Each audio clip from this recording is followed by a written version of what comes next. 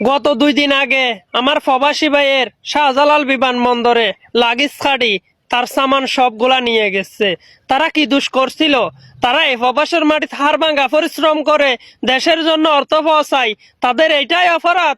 তারা এই প্রবাসের মাটিতে এত কষ্ট করে দেশের জন্য রেমিটেন্স পৌঁছায়, তে এটাই কি তাদের অপরাধ? তারা আজকে এয়ারপোর্টে যায়, হয়রানি কেন হবে? তাদের সামান কেন নেওয়া হবে?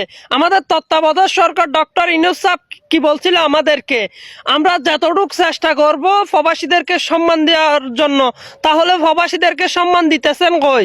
প্রবাসীরা এয়ারপোর্টে যায় হয়রানি হইতেছে, প্রবাসীরা এয়ারপোর্টে যায় বেজ্জুতি হইতেছে। আমরা প্রবাসীরা আন্দোলন করব, আমরা এয়ারপোর্টে যাই শান্তি চাই। আমরা প্রবাসীরা আন্দোলন করব, আমরা এয়ারপোর্টে যাই সম্মান চাই।